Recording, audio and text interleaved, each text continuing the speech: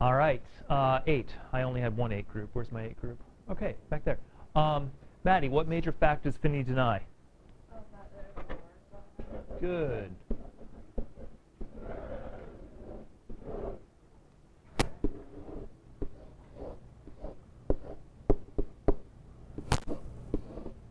There is no war. Excellent. How does this action compare to the denial witnessed in chapter 5? Kelsey, what do you think?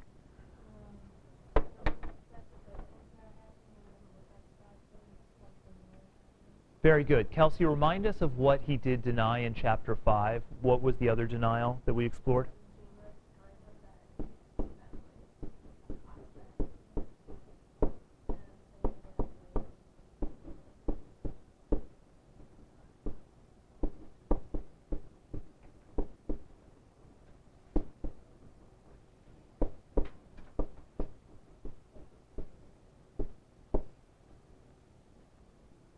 Read that. I could barely write it. You didn't push me from the tree, buddy. So, Kelsey, remind me again. I think you already said it. But what is it that Finny can't see? Right. Well, what about reality can't he see? What is he denying?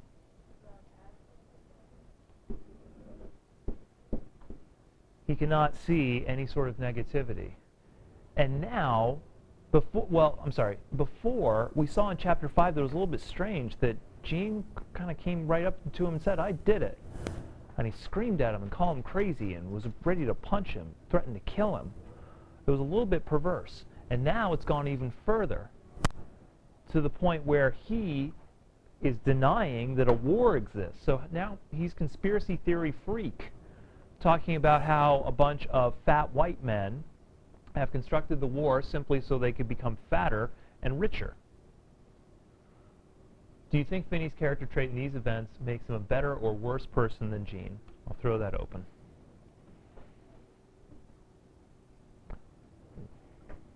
It's evaluative, better or worse. Cassie? Well, I mean, like, comes to a point where you have to, like, accept that there's, like, a war going on and, like, kind of, like, just look.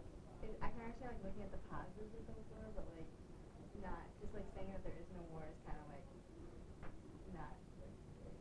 Okay, true. So, Cassie, I want you to take it a step further for a moment. I want you to think about your answer. Your answer is basically saying it's not a good idea to deny the war. You need to face it. Contrast it with that. Well, this is kind of like saying that, like, the war is great, like, everyone's having, like, a wonderful time doing it, but then, like, it turns out that the war is really, like, not anything like that, and, like, people die every day.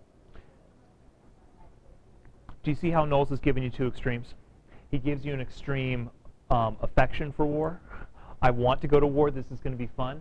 And then in the next chapter, he gives you an extreme denial of war. I'm going to stay all the way out of it. So at some point during the novel, we will find some sort of middle ground, some kind of space between these two extreme views. But we've seen that Knowles is establishing throughout the entire novel contrast. The novel's based on contrast. This versus this. And eventually, we're going to find a place between. But these events establish those contrasts. Mitch, what else did you want to say? Well, I think that our opinions are almost biased because we know that originally there was a World War II. True. If it had been like if Knowles made up like some kind of battle or war, then we would have been able to be right in the middle of idealistic and realistic. But we know that there was a World War II, so we're going against Finny the entire time.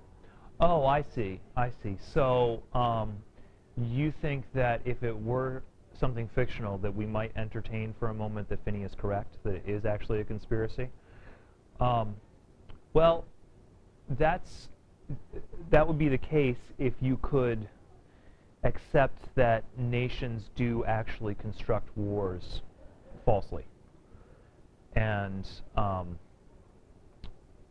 not sure how easily we can accept that a nation will be capable of doing that. That any war, Iraq, Vietnam, World War I, Spanish-American War, whatever, could actually be a hoax.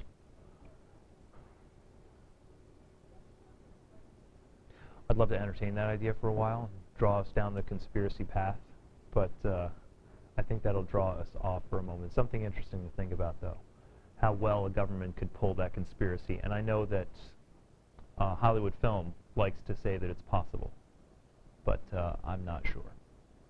I've never been in the war, so I couldn't tell you, thankfully.